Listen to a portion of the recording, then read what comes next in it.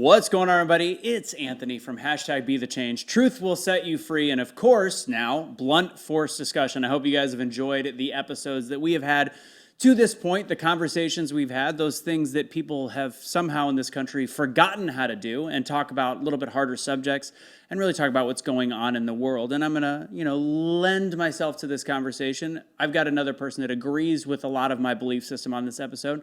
But if you know a frisky leftist or somebody that just has more of a left-leaning or democratic ideology that is also kind of a big effing deal in their own world, bring them here. Doctors that are pro-vax, whatever it is, I want to have those conversations. In the meantime, we're going to continue to talk about stuff and have a hard conversation with people that are very similar to us in ideology for that point. But this episode is going to be a conversation involving what's going on in the world, where we are as a society in terms of policing, and also some of the complete and utter failures that unfortunately happen in this weird world of social justice warriors and supporting criminals and all the weird stuff that we do. But we've got a really cool guest, and I'm going to let him do a little bit more of an introduction on himself. He is a former police officer, which is the bulk of that story and the interesting part of the fact that it's former.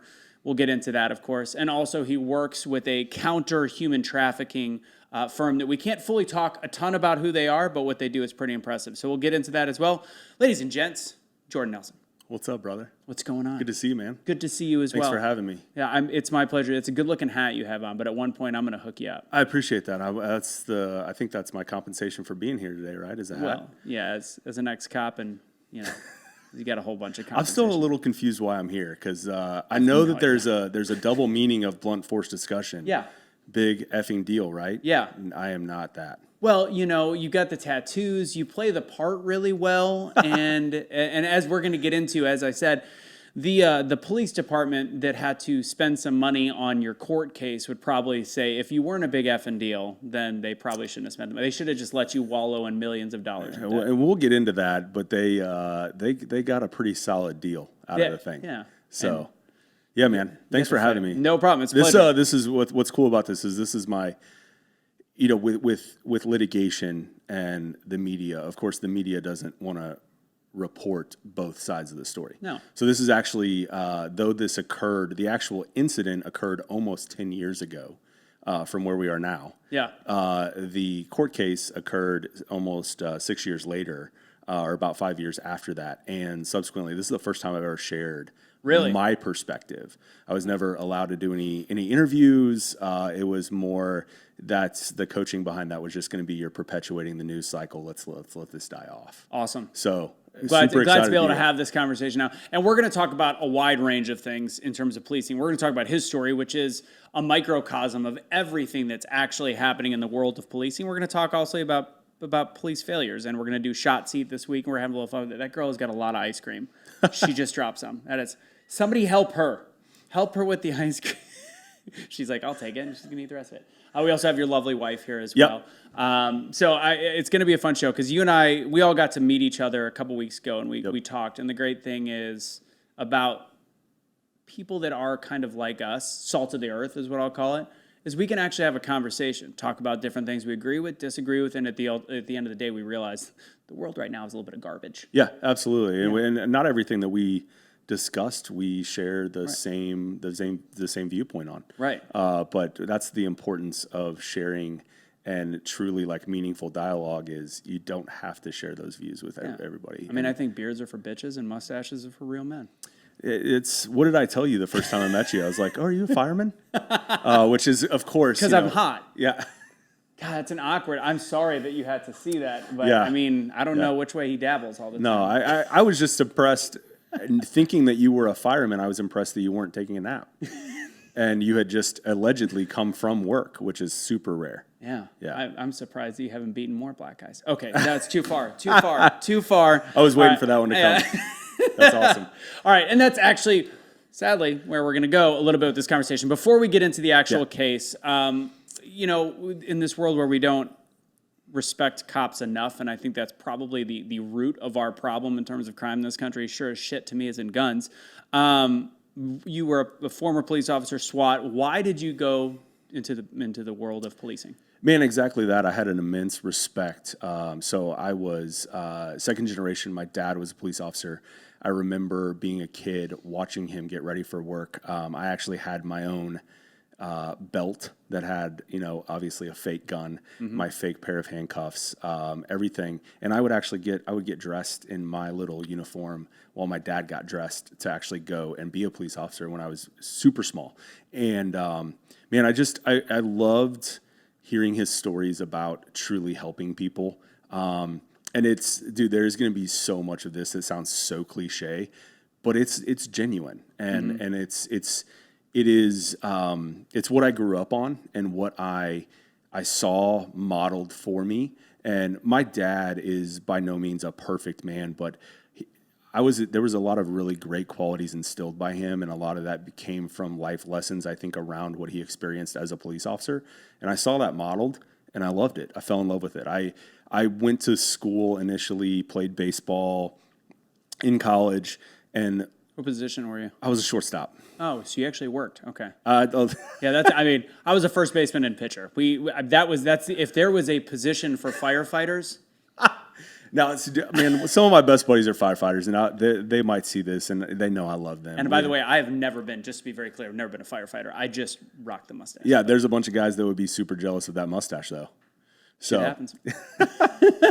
But yeah, just saw him growing up, went to school, came out, to my mother's chagrin, went directly into the police academy and started my career from there. Yeah. Spent just shy of 8 years on the streets, including the academy time. Had a couple of different assignments. Everyone starts off in patrol. I never wanted to be a detective. I never wanted to be promoted to be a sergeant. My goal from inception and from childhood was to go to a SWAT team.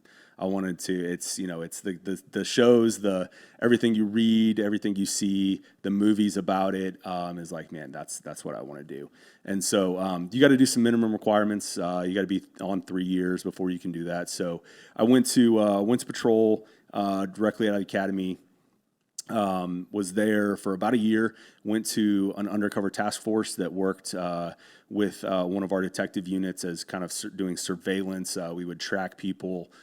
This was prior to the Ninth Circuit Court screwing that entire thing up. We used to be able to GPS cars without a search warrant. Okay. And so, of course, Ninth Circuit Court, California, they're, of course, going to mess everything up with case law.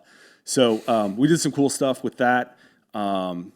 We specialized in surveillance, worked with a crew of about 7 other guys, and then went back to patrol for a short time, was a training officer for a little bit, and then went through a selection process and was taken to a full-time team.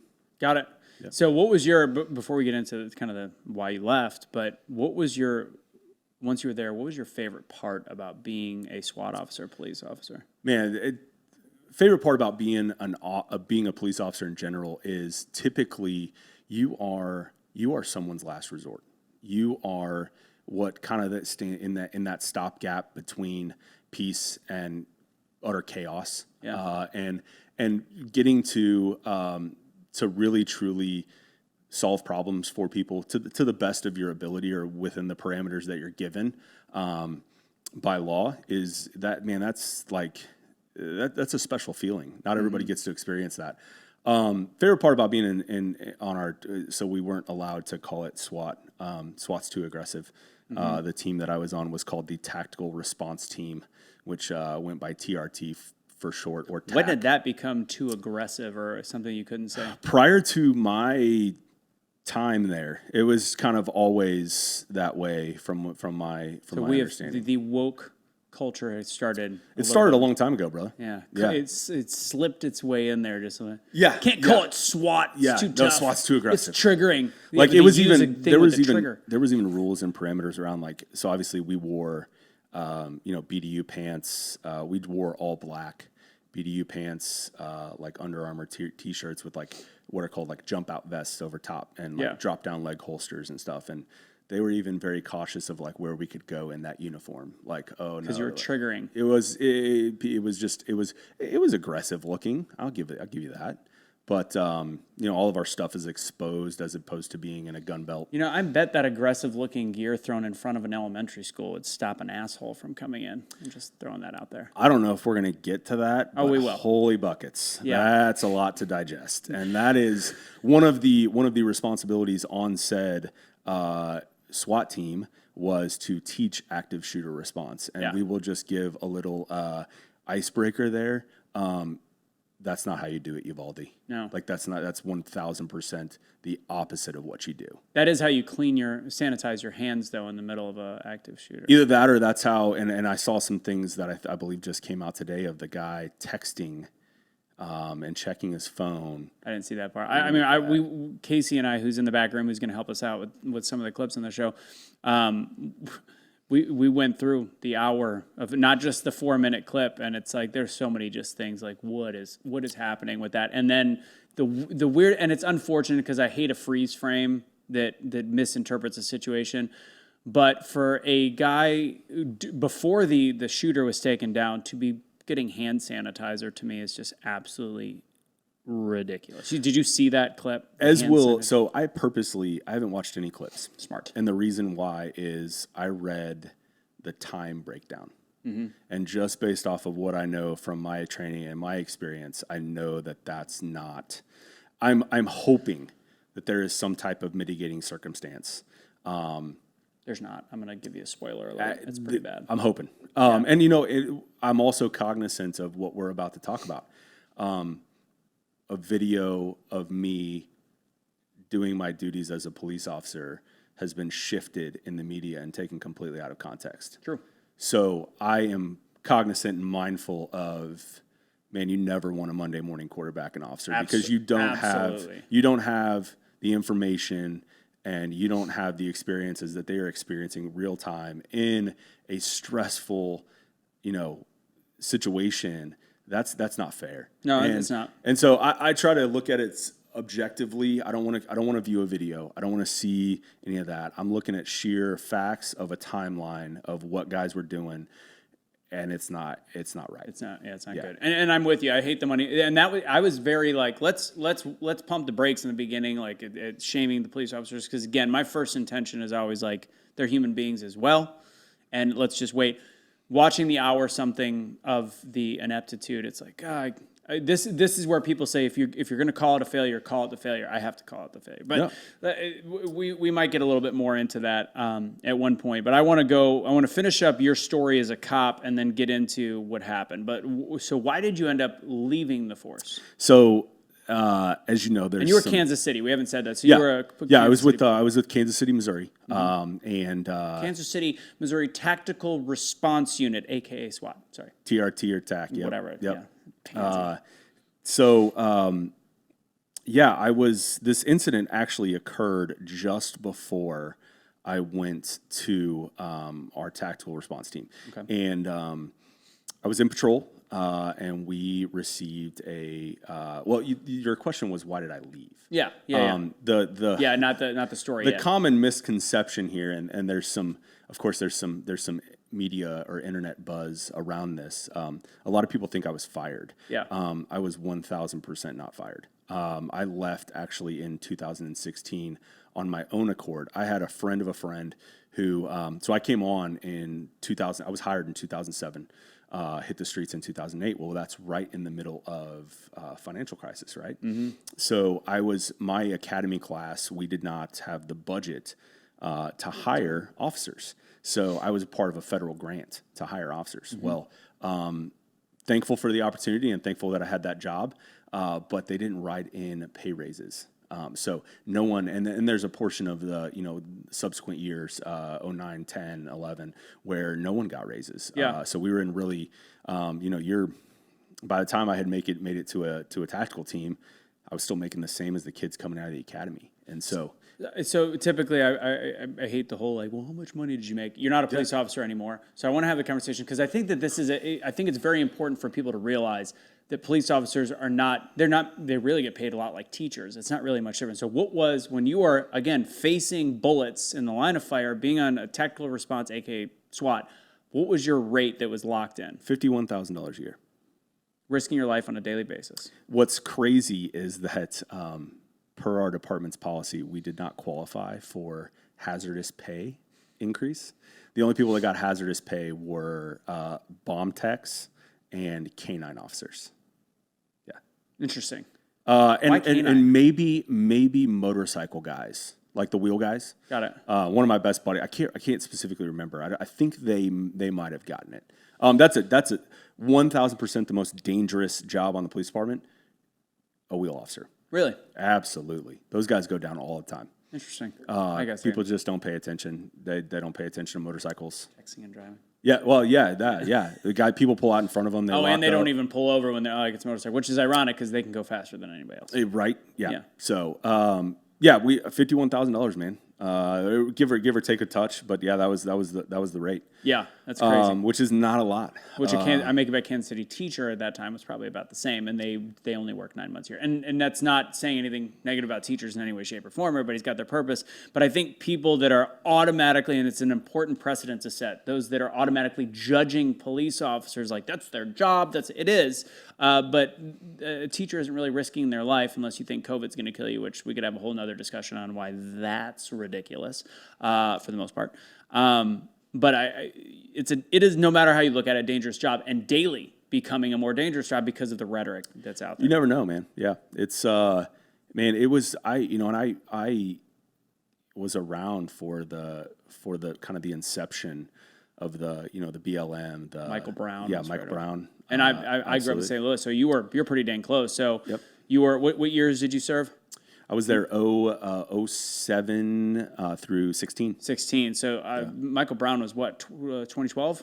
Yeah. Right around there. Yeah. And Kansas City's 3.5, 4 hours away. We're a hop, skip, and a jump, man. Yeah, so you're probably dealing with very similar protests and riots and absolutely. Yeah, people ignorant to really what happened. And I always say if I saw one more picture of Michael Brown in 8th grade instead of what he looked like when he I'm like, it's how do people not see the manipulation in it? Pretty different. Let's ignore the fact that he beat up a store owner right beforehand. Yeah, so I left in 2016, man. I had left. I had a friend reach out to me, say, "Hey, man," and I kind of, I don't want to call myself. So I was somewhat of a catalyst for that. I think there's like one guy on my squad of 7 that are left. Really, multiple guys have left the department. The culture's changed. The your day in, day out. Kind of not even responsibilities, but just how you're treated. Yeah. And it starts to wear on you after a while. Yeah, today's policing, and I want to make sure I take a note because I want to talk about the difference because I'm sure you still talk to people because it is a lot different. So you left because you had an opportunity to make real money because you weren't. Yeah, I went in. I had a friend of a friend come to me and say, "Hey, man, like I can start you out." I went into medical device sales, and he said, "I can start you out, double." What you're making, and that's not even selling anything. That's just your base salary. Yeah. And that was the career. The way it was explained to me, they correlated. You're as a police officer, ultimately you are going into stressful situations, and you are kind of, not to sound trite or cliche, but you're winning people to think your way. You're solving problems. If you can go into a doctor's office and sell them a product that you're representing, you can win them and convince them to think your way. So there's parity in it, and was able to transition that. So yeah, left in 2016 on my own accord. To this day, have 0 documented discipline on the police department. Was I complained on? Absolutely. And what ultimately where this all came from was a dash cam video, right? Huge proponents for dash cam. I love dash cams. You want to know why? It tells the truth. Mm-hmm. All the time you would get complained on. He said this to me. He called me a MFer, or he used the N-word or whatever, and you would go back and they would review the video, and it's, "Good morning, Anthony," or Good morning, sir. My name is Officer Nelson with the Kansas City, Missouri Police Department. The reason I've pulled you over is for this. And it's 1,000% not what happened. So, man, dash cams, I never wore, I'm so old school, I guess. I never wore a body camera. Yeah. All I ever had was dash cams. But absolutely 1,000% helped you more than harmed you. And would you be a proponent now of body cam since most people wear it, or Yeah. I mean, and the more footage, the better. Absolutely. I think that there's, if you're doing the right thing on a daily basis, that information and what is captured there will speak for itself. So we're going to talk about your specific case right after this quick ad break. We got Monate. Monate is a fantastic product that, again, I say each episode, we had Tony Van Schoik. She was on one of our early shows. She is a $10 million earner in the world of network marketing, and specifically with this brand. I don't always talk about network marketing companies, but I got to meet a little bit more of the team and their culture and what they do and how they actually, the clinical research on the product and the fact that it is that good, the fact that I now use it as my shampoos, it is hair thickening, and on top of it, I've got a whole bag worth of product back there. And they do things a way that is a little bit different, so you're not just getting the chemicals that you would from other brands. So if you want to check this out, please buy some products from them. Or if you're looking for, a side business, you're a stay-at-home mom, you're somebody looking to make a couple extra bucks, go to bluntforce.mymonate.com. Again, that's bluntforce.mymonate.com, and you're going to get hooked up, see if you can buy some of this stuff, and make sure you check it out.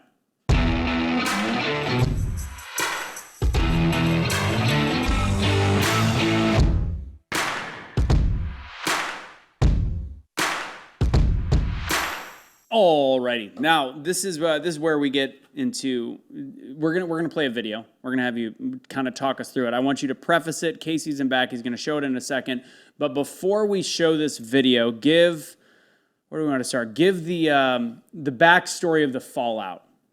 Kind of sum up the fallout, and we'll work backwards on this one. Yeah, so I leave the police department in 2016, like we discussed earlier, on my own accord. Took another job. Actually moved out of Kansas City.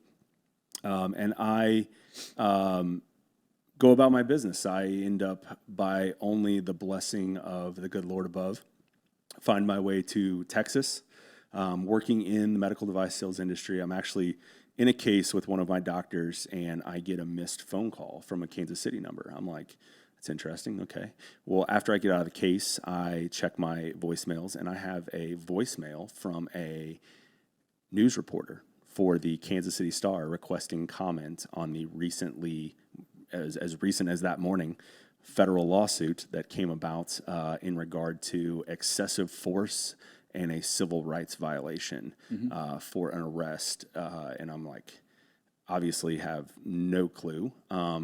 This situation happened in 2013. When this comes about, this is 2018, actually conveniently 1 week prior to the statute of limitations. And we can share a little bit of how it was discovered and how this was brought about. But I was like, I, of course, did not call him back. I called my connections back at the police department. I'm like, what is going on there? Like, we were just about to call you. And the situation was pretty simple. It was, there was a 911 call. The lady was 92, and she is now subsequently passed away. But she called 911 saying, send the police, somebody help me. Somebody is trying to kick in my front door, and this person is saying that they are God. She gave us an exact description of it's a black male. He's wearing a dark coat and blue jeans. Here's my address. And as we get into the details later, you'll see, I believe there's some news reports out there that say that this gentleman was randomly approached on a sidewalk. Yeah. He is, in fact, standing in front of her house in her front yard, or just, on the sidewalk directly in front of the address that this lady called and gave Conveniently, us. Of course. Definitely not a random stop, right. Somewhere on a sidewalk.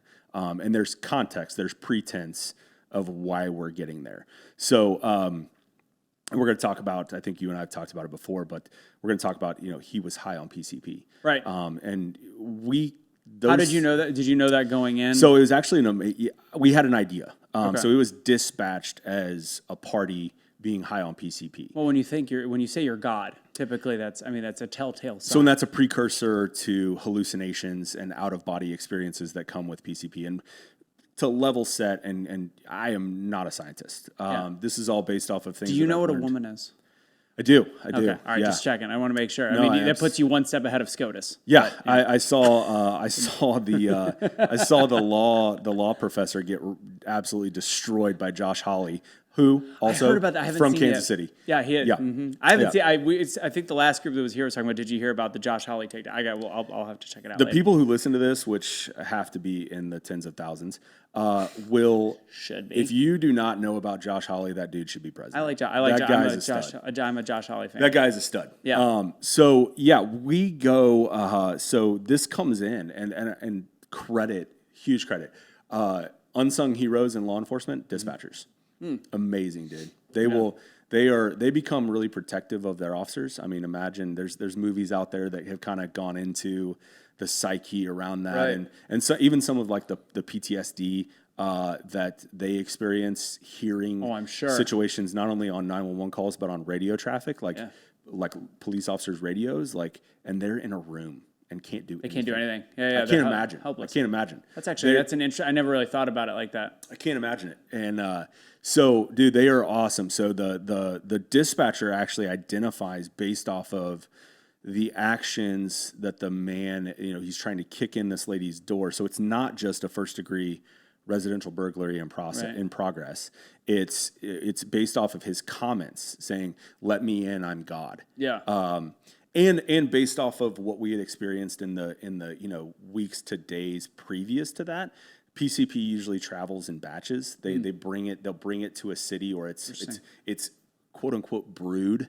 It's concocted in large amounts, and that will be disseminated and sold throughout the city. So we had already been in kind of a streak of, and you'll see them. Typically, I'll never forget, it's the dead of winter. It's Kansas City. It's cold. It's like 10 degrees.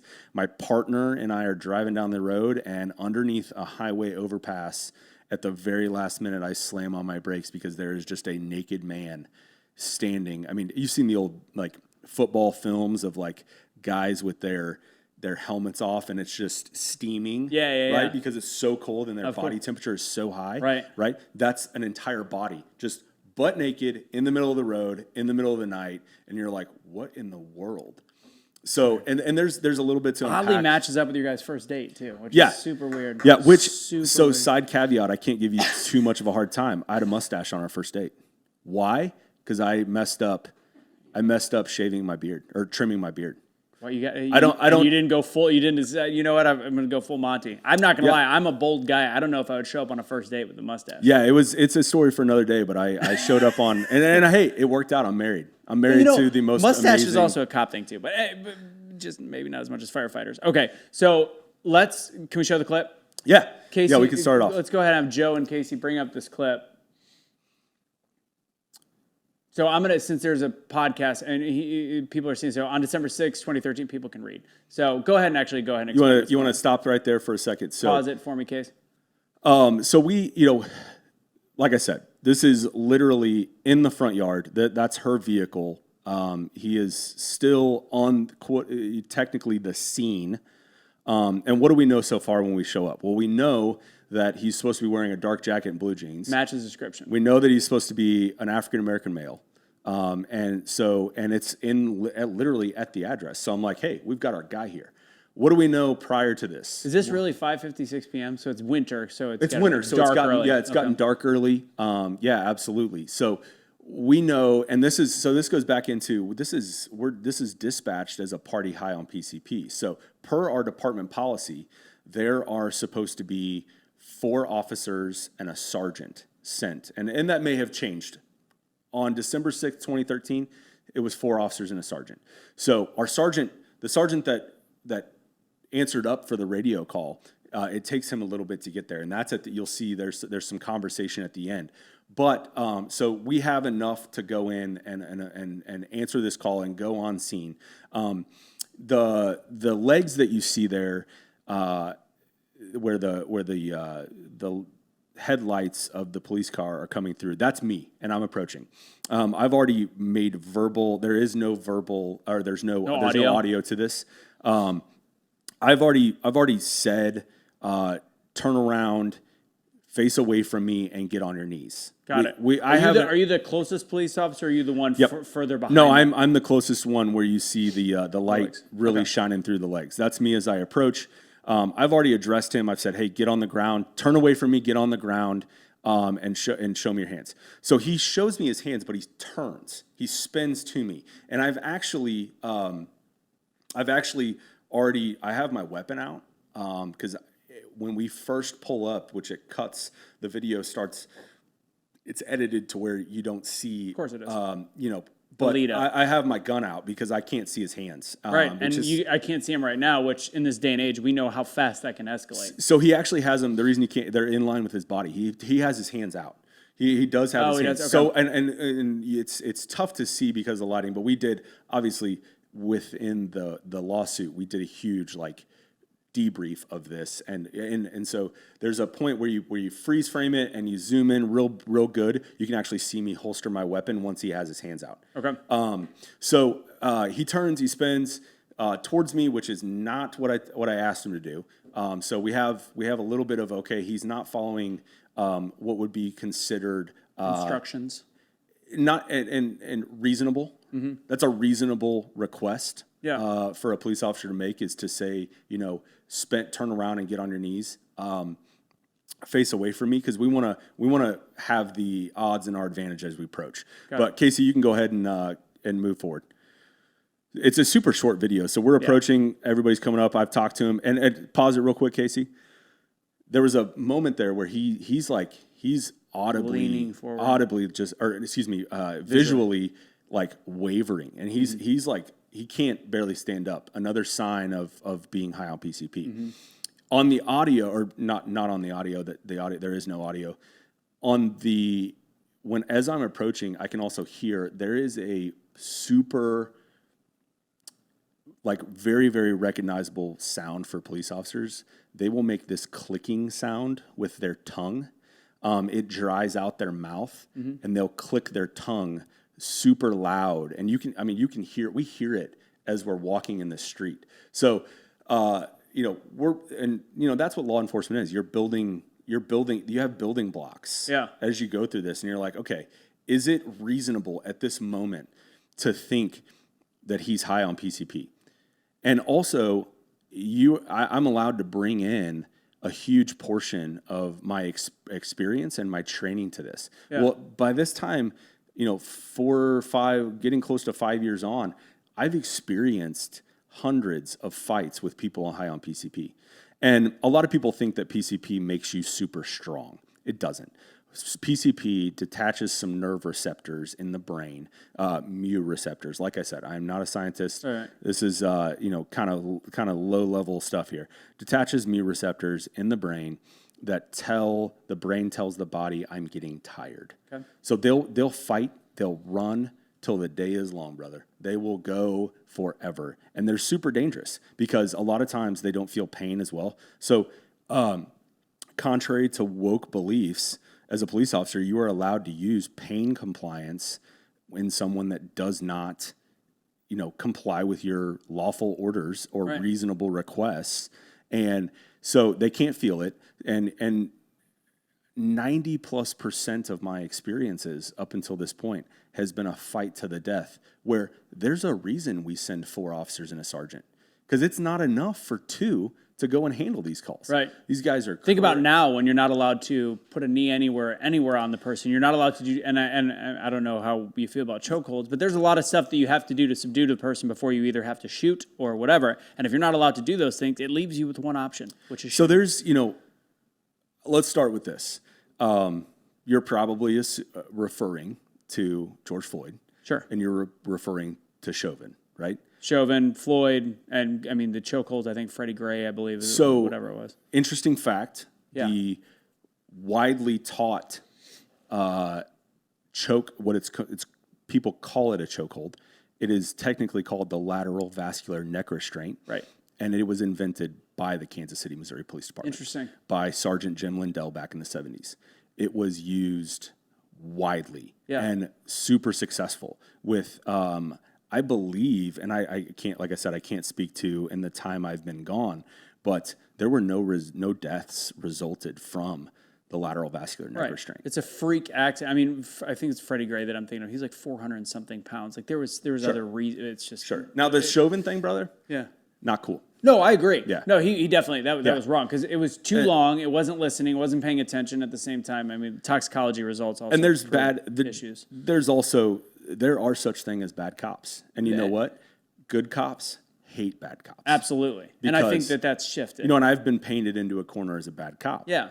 Based off of one video that story. gets out. Yeah. Let's go and see that. Let's go to the next. So I come up and what I do is called a arm drag into a leg sweep. And he, instead of fighting or tensing up or doing anything, he goes limp and he face plants. If you'll notice, will you freeze for a second, Casey? If you'll notice, so this is actually a super specific and taught tactic or technique. One officer, the officer closest to the camera, wearing the coat, on the upper portion of his body, pins his arm. The officer to the right, towards his legs, pins his leg. I go into a high-risk handcuffing technique. He is in handcuffs in 11 seconds. This is not a Rodney King. There's no punches thrown. There's no excessive force here. He's pinned per department policy and technique that's taught. And what's crazy is from 2013, this video was used as a training tool in our academy to show what taking parties high on PCP into custody looks like. Yeah. Should we keep going? Oh, there's the actual takedown. Yep. 5 officers. Then I love it. 5 officers. Then rush. Per department policy. Yeah. So I think this is much safer than one wrestling and getting to the point where you have to shoot the person. So what we had was we had 5. We had two-man crews and myself. I was riding by myself. So we had 5 officers show up. We were all in the area, of course. And we know, based off of our previous experience and our training, that these situations can become very, very violent. Escalate incredibly. So we're bringing some people to the game.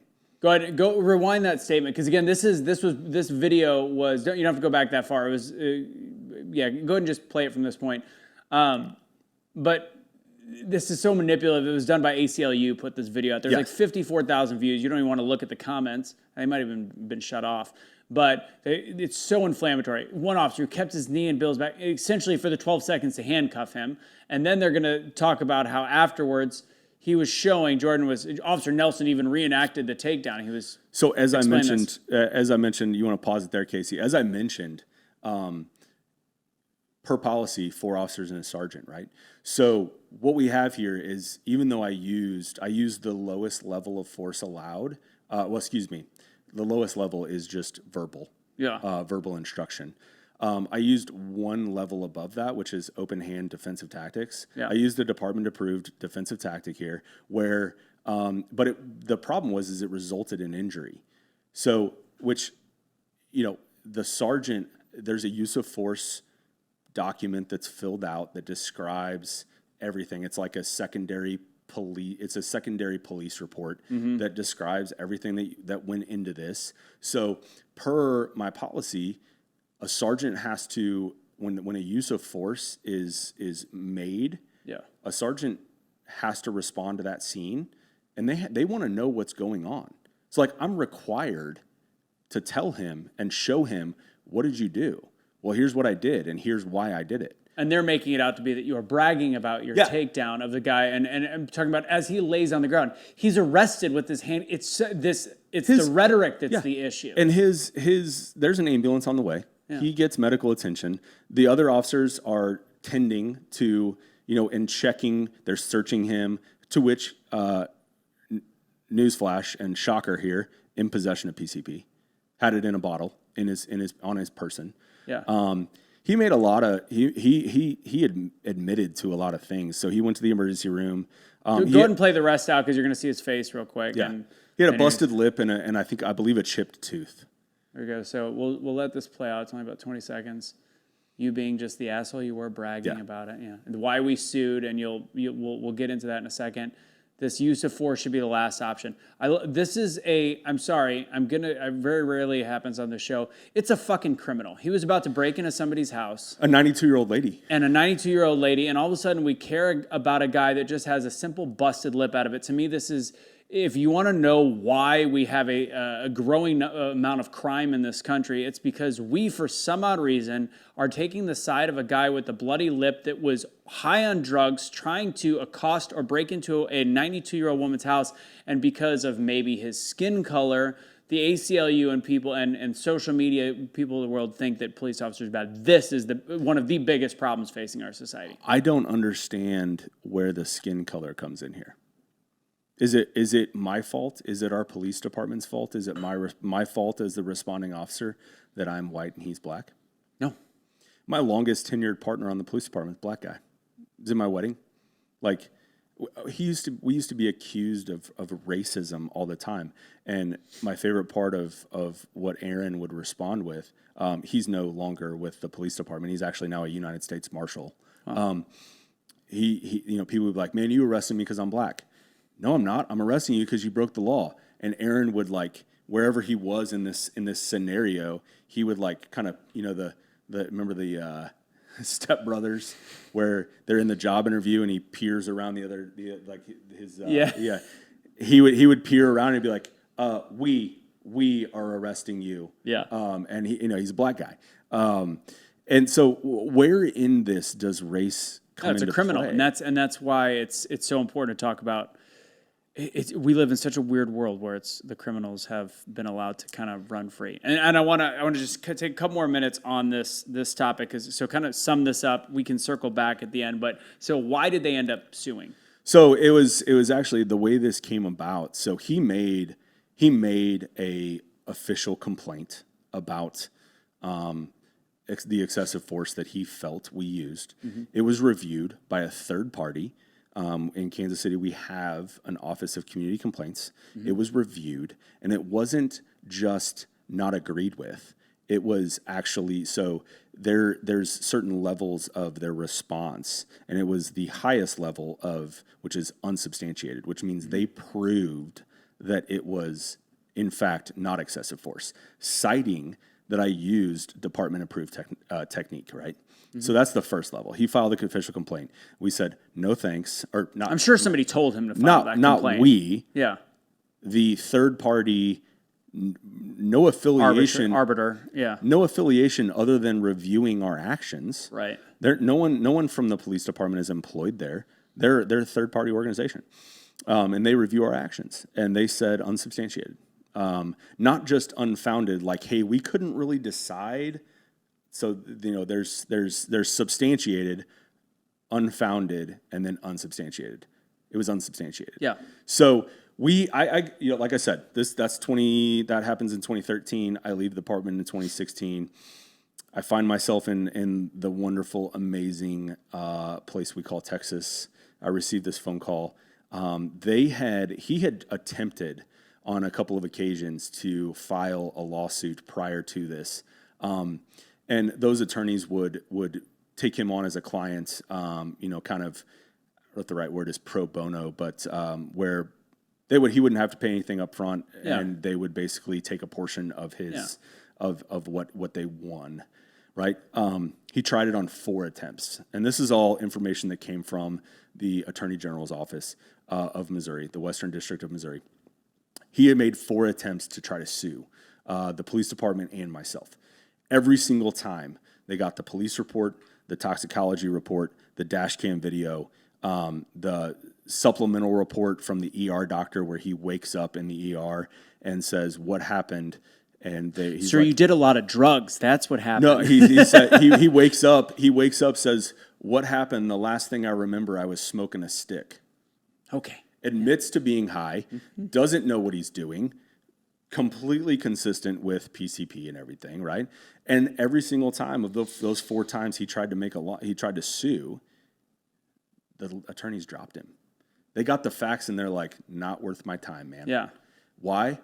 So because it wasn't going to win. Right. So why did somebody pick it up?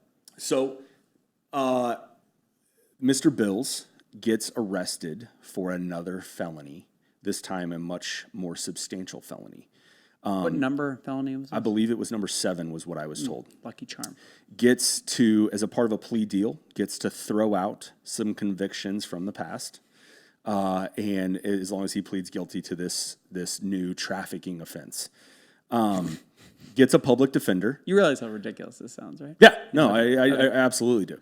He gets a public defender, and the public defender is reviewing, fresh out of law school, reviewing cases while she's at home with her also fresh out of law school boyfriend.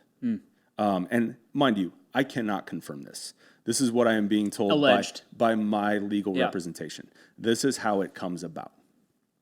Reviewing cases at home, Netflixing and chilling, right? Slides is reviewing the case file. Slides. We don't know what he slides. Oh, she slides. File. Is that that's she slides the video over to boyfriend and says, "Hey, you might want to take a look at this." Who he happens to work for a unnamed kind of reputation that precedes them, ambulance chasing law firm. Yeah. That may want to maybe drum this up. That attorney reaches out to him and says, "Hey man, we'll sue for you. In fact, I already made a phone call. The ACLU wants to piggyback on this, and we'll sue you. We'll sue them for you." So he had given up. He had tried. Attorney saw it. You know, the shift there is the culture had kind of shifted, right? Yeah. Now what do we have? It fits the narrative. Yeah. Oh my gosh, white cop, black guy. There's a slam. It's not a slam. It's an arm drag and a leg sweep. Yeah. It's not my fault he went limp. And I want to say this, brother. Would I do it all over again knowing what I know now? Absolutely. Yeah. He went limp. Yeah. He didn't fight back. I didn't know that at the time though. Do I want to hurt somebody when it doesn't fit the situation, or I'm not defending myself or some other innocent person? Absolutely not. Yeah. No, I don't want to do that. It's just the part of doing business. God, it's a byproduct. So as somebody that has not served as a police officer, when I hear about somebody that was, if I knew that somebody was trying to break into a 92-year-old woman's house, I'm not going to lie, as a human being male, I don't give a shit. I really don't. If you hurt them, I don't care. And I think that if we as a society had more of that mentality, where it's like, let's stop glorifying criminals and say, cool, somebody doesn't want to get hurt. This guy was trying to hurt somebody else. Yeah, well, we don't know that. Yeah, he is 1,000% trying to break into a 92-year-old lady's house. Mm-hmm. He couldn't get in. She called 911. We showed up. Yeah. He did not obey verbal commands, and I went exactly how I'm trained, right? It's a use of force continuum. You have to, like, to go to the highest level, which is deadly force. Yeah. I have to be experiencing the threat or the risk or experience deadly force. I was experiencing non-compliance by not doing what I say, so I kicked it up one notch, just how I'm supposed to, just how I'm trained. Kicked it up one notch. See what he did there? Kicked it up one notch. Too soon? Too soon. No. Like I said, man, this is what? Almost a decade. Almost 10 years ago when this occurred. So super blessed. There's a guy who was at one time one of my SWAT team commanders, who became the chief of police. And he's like, "Why does this look familiar?" "Oh, because I reviewed it a long time ago and it was not an issue at the time." And so super thankful.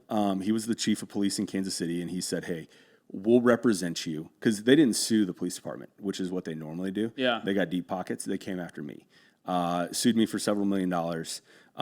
As a part of that, you go into it's mandated by the court. You'll go into pre-trial mediation, right? So we go to the table. We're in a law firm. My representation's there. Oh, and my representation was the Attorney General for the state of Missouri. Yeah. So the Attorney General's office represents me. We're in one conference room. They're in another conference room way down the hallway, and there's an arbiter that goes back and forth.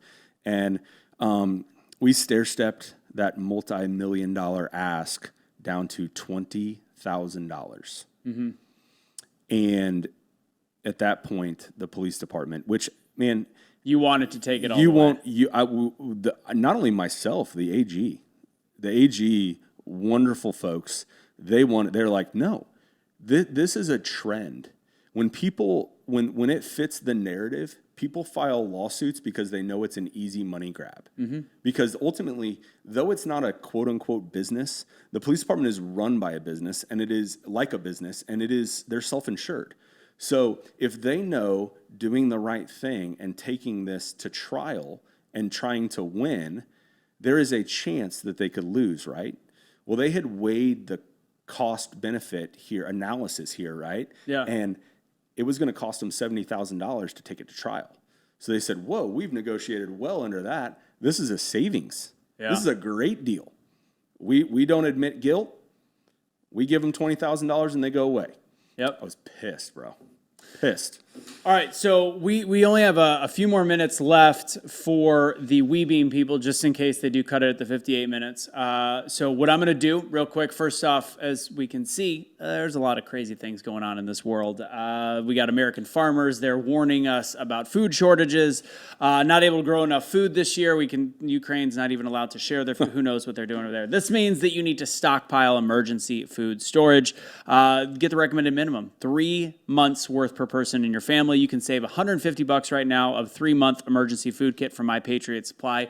Go through us if you're going to do it. Help us out. We're small. The Blaze is great. I was just on Chad Prather's show. Fantastic. Love them for it. But we could use the 7% commission or whatever it is, probably more. So use our code. It's the same thing. $150 savings on their 3-month emergency food kit. Go to preparewithbtc.com. Again, that's preparewithbtc.com. We're going to come back with Shot Seat.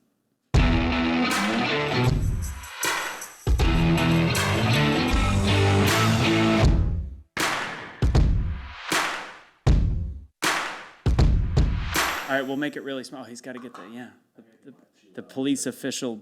Gee, how do are you gutting that? Yeah. God, that is tough. That is a tough man right there. Here, I'll give you a baby shot since you're a police officer and I'm a firefighter. I identify as one today. Here, Identify as one. That's the one prop I needed, apparently. All right, there we go. Thank you, babe. This is Bondbreaker whiskey. They've been great. They let us, have the bottle. But if there is a whiskey that wants, or tequila that wants to be a part of the show, let us know, and we will make it your shot seat. But it's actually quite tasty. So the way we start is a little sip, little cheers. Cheers right there. Cheers, brother. Texas, we tap the table. There we go.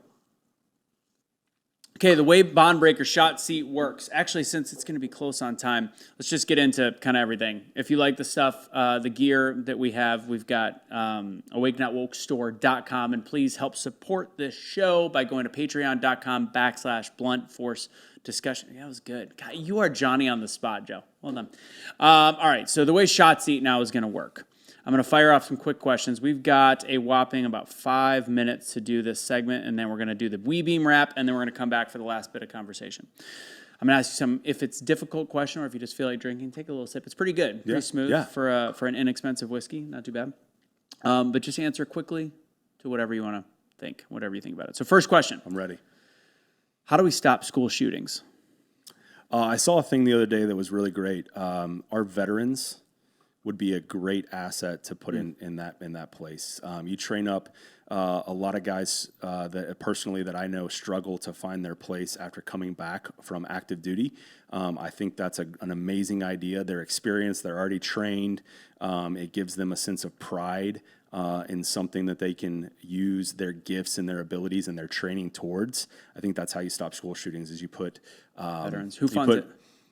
Government. Federal? Yeah. I think it's got to. I think it has to. We spend how much on Ukraine? All right, so school shootings, check. What do you think of the no chase policy? We had a quote unquote no chase policy. We had 3 things that we could chase for: freshly committed violent felony, intoxicated driver, or clear danger to the public if they're driving in a manner. You don't like it when you're a cop because you want to. Usually, someone's running for a reason. And you want to find that out. If you don't already have, you can't chase a stolen car. There's a lot of things you can't chase for. I see its purpose. Okay. I understand it. When I was a police officer, I didn't necessarily like it, but I saw the value that it added in increased safety. All right, I'll take it. That's a surprising answer. I like that. What do you think of the defund the police movement? Okay, what do you and do what? And so you'll see a lot of video. Like, did you see the recent video where the little kid in diapers Oh God, is cussing at and punching the cop? Yeah, call him a pig, call him a mother effer, and he's still in diapers. Yeah. So Hashtag parenting. that was a search warrant. So that the police they came there on their own. But if we defund the police, does that mean they're going to stop calling? Does that mean people are going to stop calling? There's no logic in There isn't. That whole movement. There isn't. Let's see. What do you think about bad cops? I am. It really hurts my soul and what I stand for as a man and as a Christian, to be called a bad cop, and good cops hate bad cops. I always thought I wasn't the best cop. I wasn't as far as skill or ability, but I loved it and I worked very, very hard at it. And I was very proud of. No one in that video. No one wants to talk about the letters of commendation, the special unit citations, my record of being not getting in trouble, having never received any type of discipline. No one wants to talk about that. I was very proud of what I did, and considering myself, which of course the haters are going to say, of course you're going to say that. Mm-hmm. I thought I was as far as like a just police officer, and I did my job to the best of my ability. And good cops hate bad cops, man. Is there still a thin blue line? It's dwindling. It's thinner and thinner by the day. It's hard. Yeah. It's hard. Unlike Americans' waistline. Right? Last question on this. Let's see. Well, second to last question. Biggest threat to America right now? Man, I'm going to do this because I don't know. I'm not a geopolitical guy. I know that it's probably, in all likelihood, probably China. Mm-hmm. Iran is a big player in that, I think, as well. But you think it's external, not internal, right? It's still at this point. Now that you pose it that way, that's a great point. Yeah, could go either way. Yeah, it could go either way. But geopolitically, it could be China, could be whatever. Internally, wokeism. Yeah, probably. Yeah, I like that. I would say. Okay, come here. Yeah, this is your cue. So this is your beautiful wife. Yep. Britt, are you allowed to say your name, or are you on like deep cover? No, I can say. Hi, I'm Brittany Dawn. She didn't even use your last name. Okay, so here's the question. Yeah. Final question of bond breaker shot seat. You got her in here. Go ahead and scoot in here. Okay. Did you outpunt your coverage? 1,000%. 1,000%. Yeah. And that is bond breaker shot seat. My heart.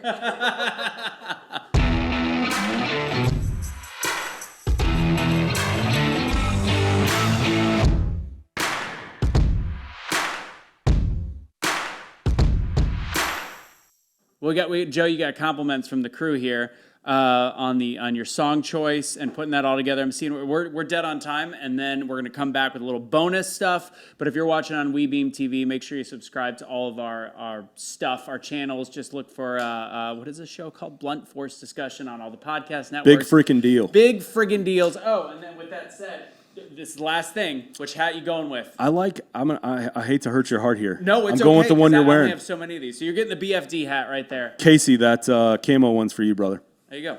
Bonus for you. Casey, great job, and we'll be right back. Why don't we just play the bumper again, because we like the song so much.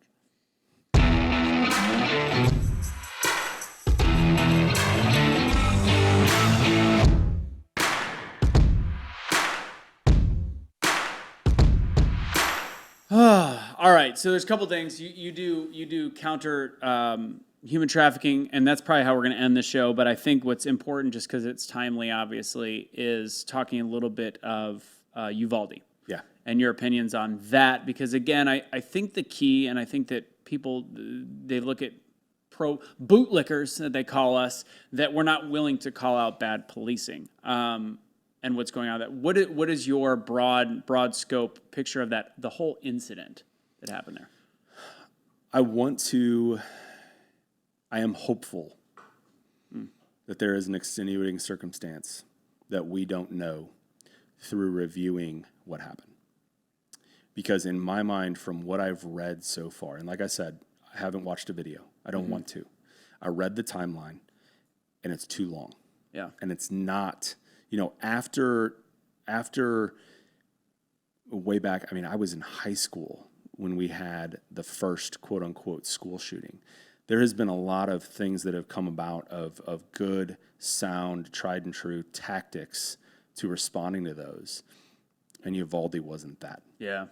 I'm a naturally optimistic person. I want to hope that there is something that we aren't seeing or we don't know yet that made those officers respond that way.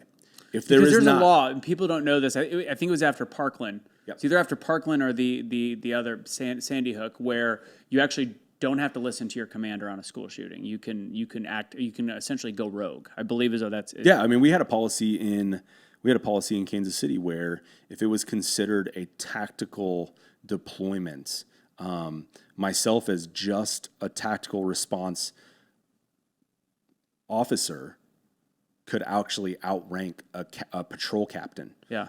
You make a call. I could make a call. I could basically lead the scene until a member of my chain of command came on scene.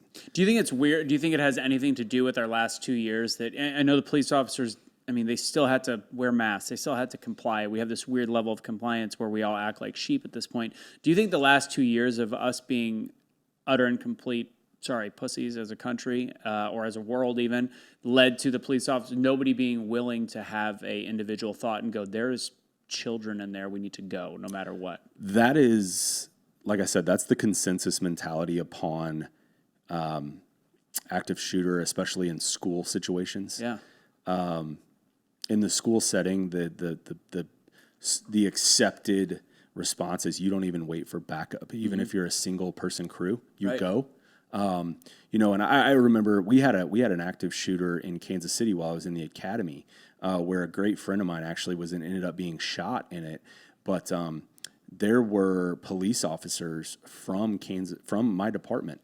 In this situation, I'm obviously not going to say any names because they're still police officers, which burns my blood, dude. It boils it.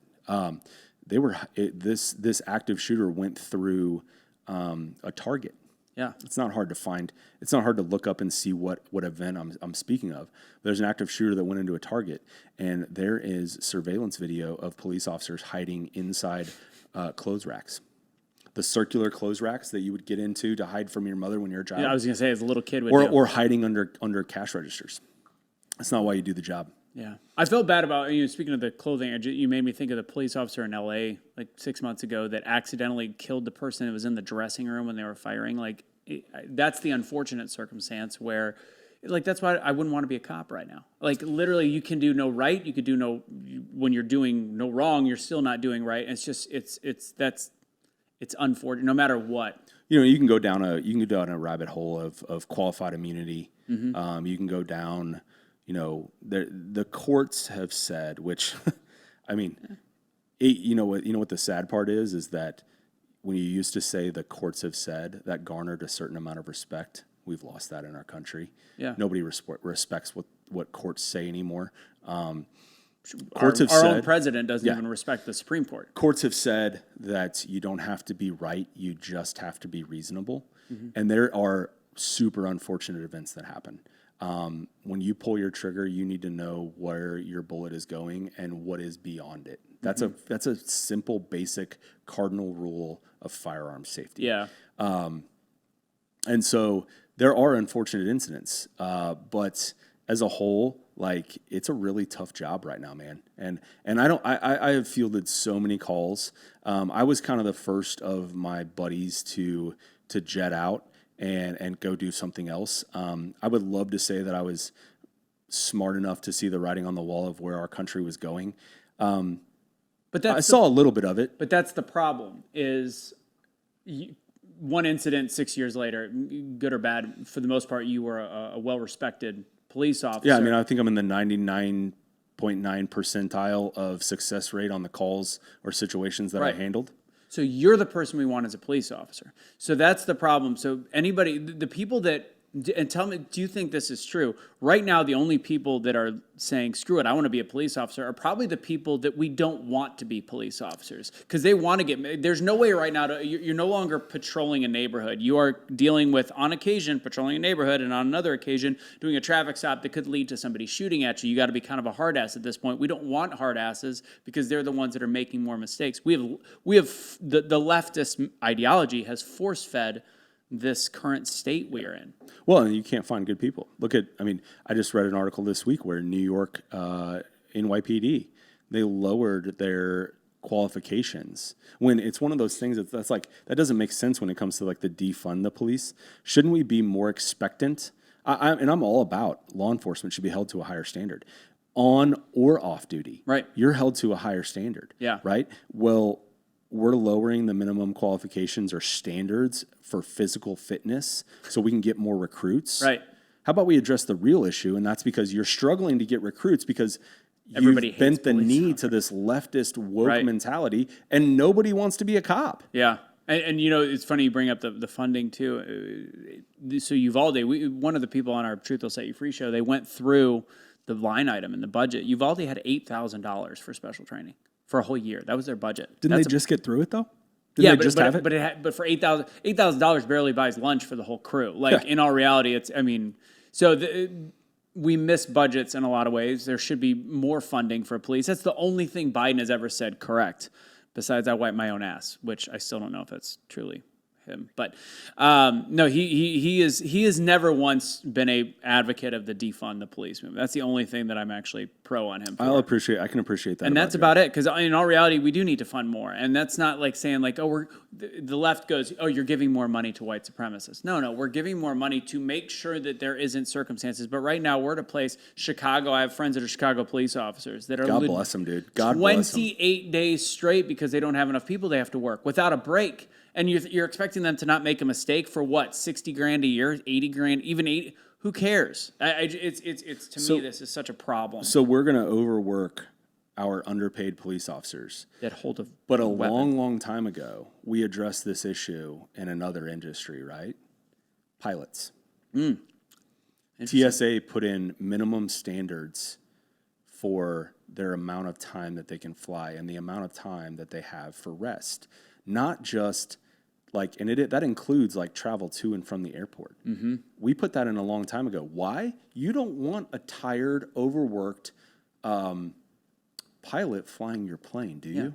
No, I don't want a tired, overworked chef cooking my meal, like let alone somebody that is flying a huge object through the air or somebody that's holding a firearm that could potentially, obviously, we know what a firearm can do.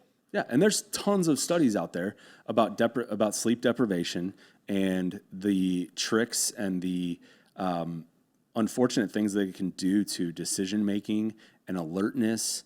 And so, brother, it's truck drivers. Casey's been man on the. He's been good on both episodes. He forgot. Truck drivers did it too. Yeah, truck drivers, pilots, but cops.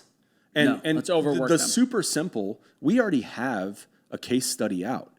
How'd that work out, Minneapolis? Yeah, Are you kidding me? exactly. Like that's. But that's a thing. So truck drivers, somebody dies. If pilots, you have these issues with plane crash, whatever it is. And this is where you get into the rabbit hole and the conspiracy theory. It doesn't fit the narrative, brother. When cops make mistakes, it fits their narrative. Yep. So it allows them to continue to divide on a much higher level. Our society, I think, is just deconstructing by the day. Because of what you can play of any clip of, you could play a 10-second clip of a police officer slamming somebody down and going, oh my God. And it just makes people think that police officers are these horrific people. And then what happens when people don't respect police officers? They don't respect authority of any kind. Yeah. And when you don't respect authority of any kind, you have lost control of your civilization. Absolutely. Yeah. That's why, and when it's written in our Constitution that we have a right to bear arms, that's the huge, and we're going down major rabbit holes, brother, but I love it. And I'm obviously it's not hard to understand that I'm a huge pro 2A guy. Yeah. Everybody says that like 2A is a right to protect yourself. It is 1,000% not.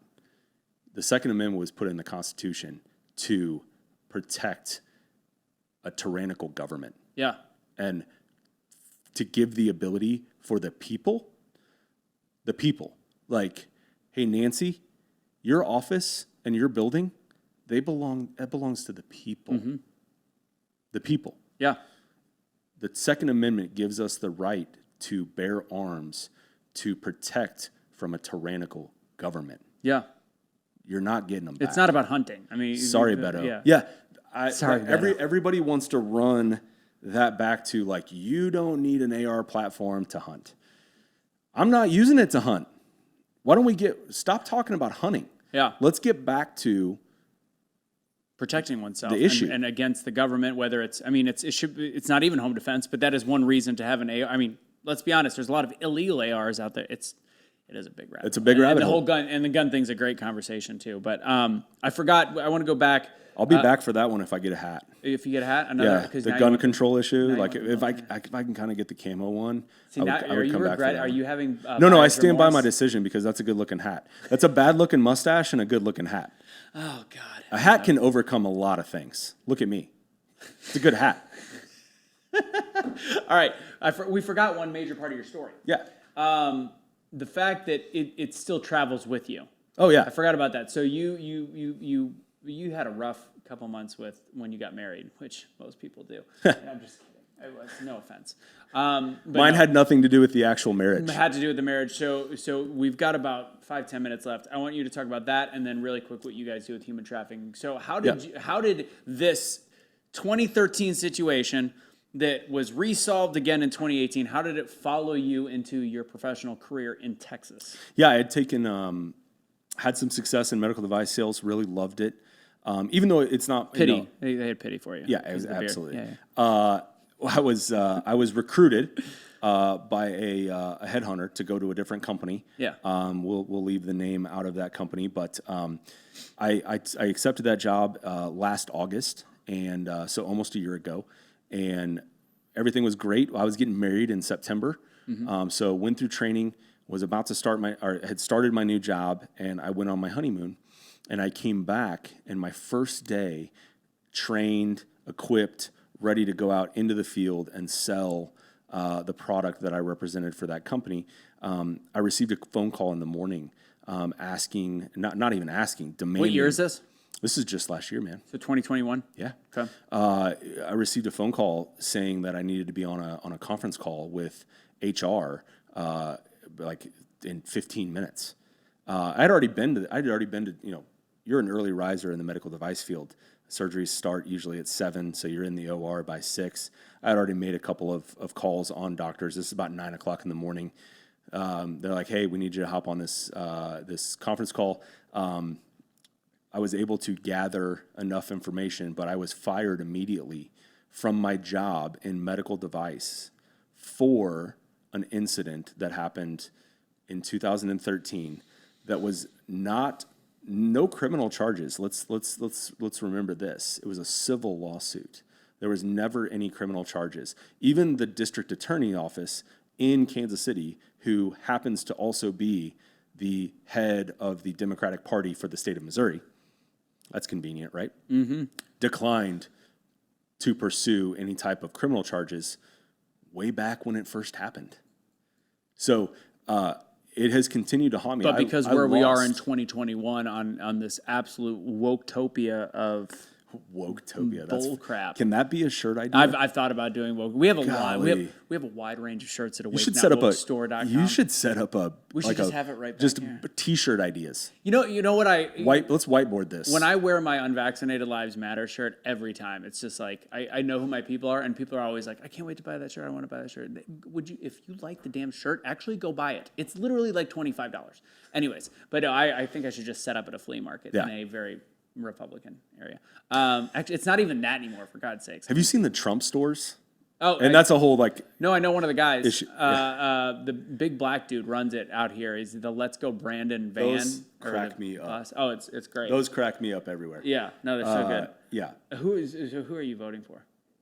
If on the Republican primary, because obviously there's no doubt that no matter what, we're going to vote probably red in this election. In all likelihood, I'm probably going to get behind DeSantis. DeSantis, because I think Holly's too young at this point. I think he does have a big future. I agree with you. So I didn't mind a mean tweet. I didn't really care. It didn't bother me. Yeah.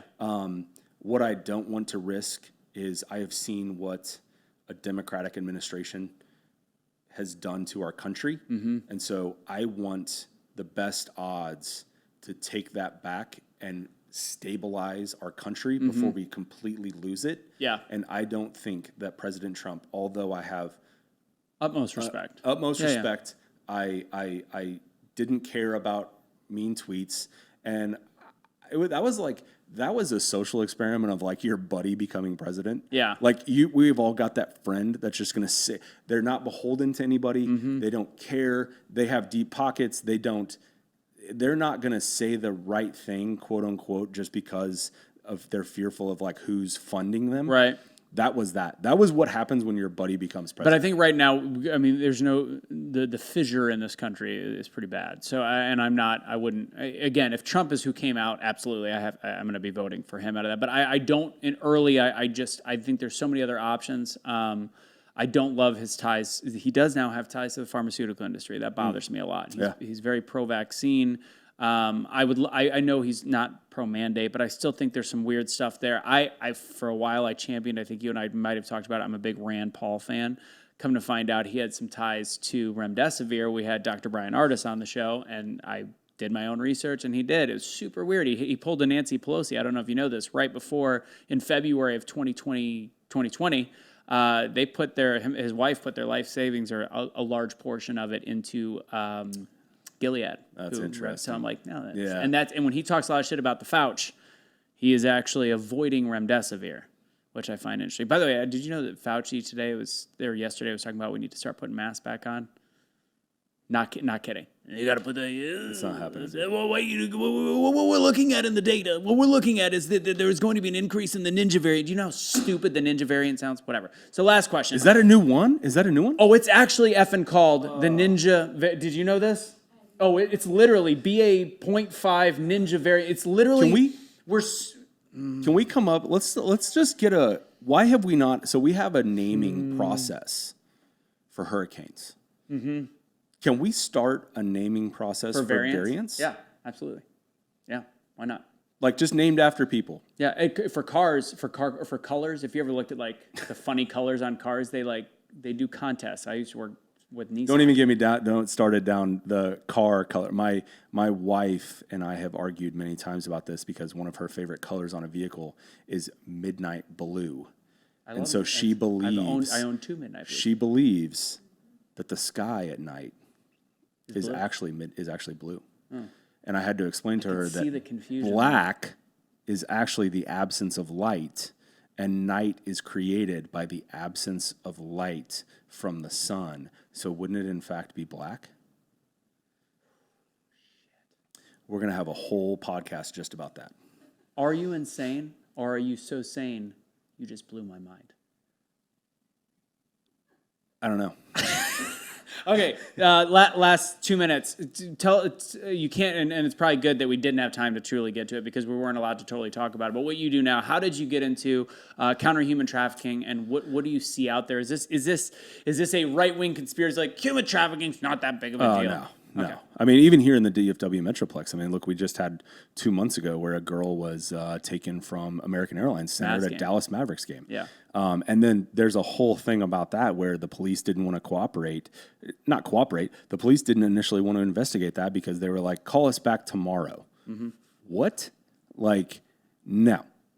So, yeah, the blessing here is that the trolls, we can talk about it. My wife has an online presence. Mm-hmm. And so when I didn't bend the knee to the trolls that wanted to attack my wife, they turned the crosshairs on me.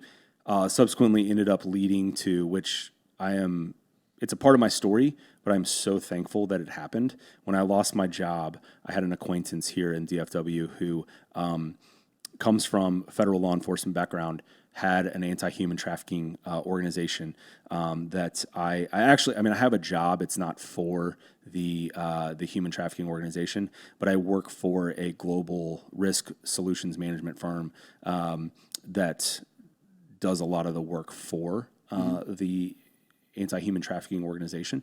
And so it is very real. It is hugely real in the DFW Metroplex.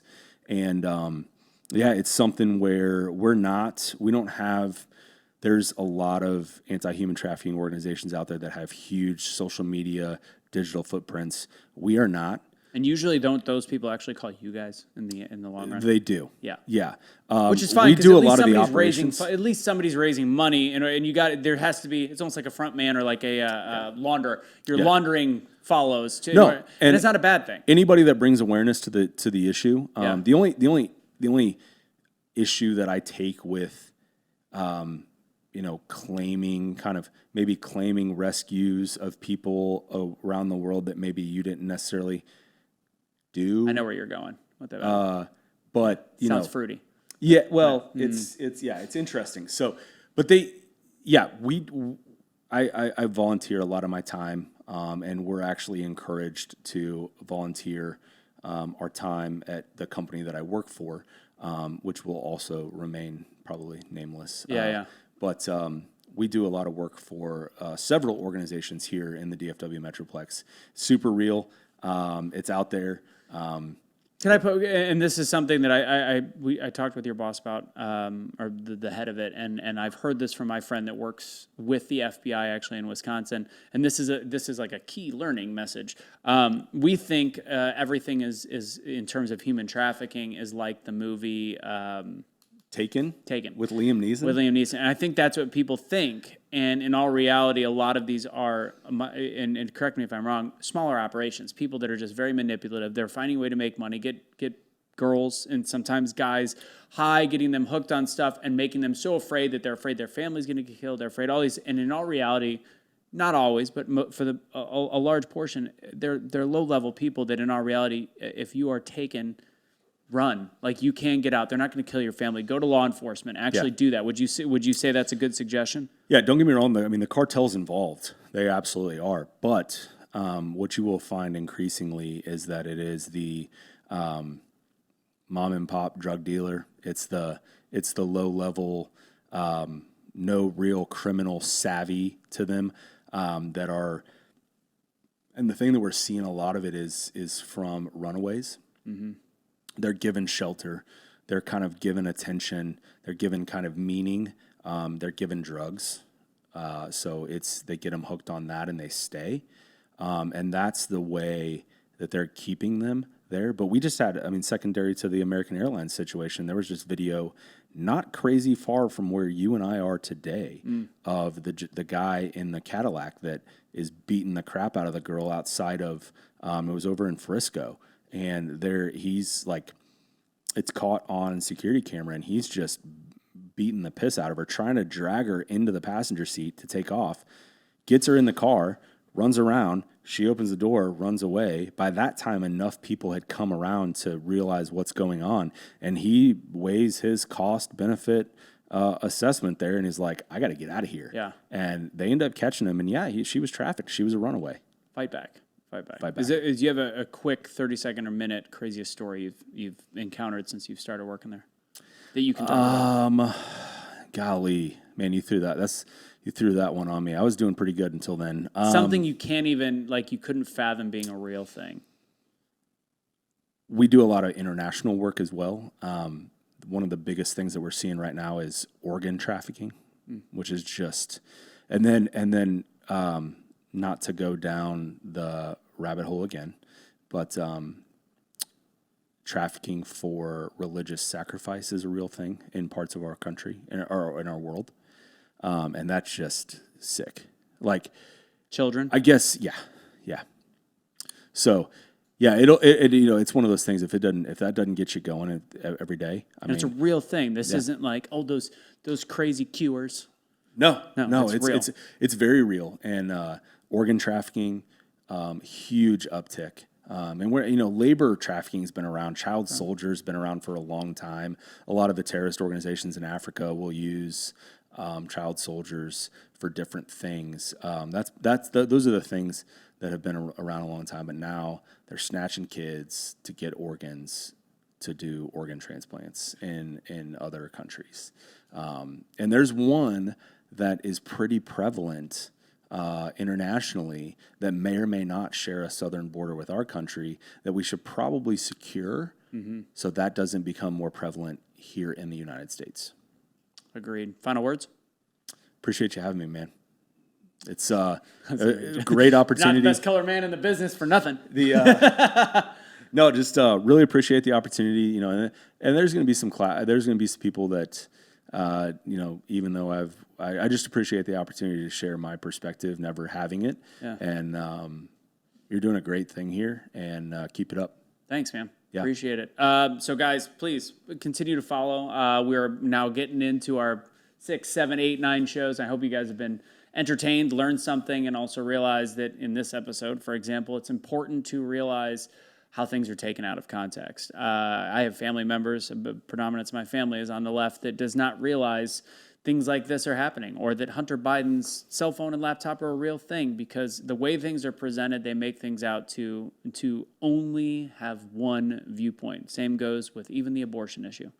And Roe versus Wade, and not actually giving the truth behind stories. So when you actually get to humanize them and actually have to have a conversation on what actually happened in real life, in real time, and the ripple that the misinformation can cause in somebody's life and in the world, is when you can actually start making change and creating change. And it's part of having a blunt force conversation. Please support us at patreon.com/blunt force discussion. You can find us on all the social media networks. This one's going to be up on that YouTube, as well as the Truth Will Set You Free YouTube as well. Hashtag Be The Change to find everything that we do. And awakenotwokestore.com. Awake 15% off for any of the gear we've got. I am offended that you did not put the hat on, by the way. Just kidding. Thank you guys. Have a great rest of your week.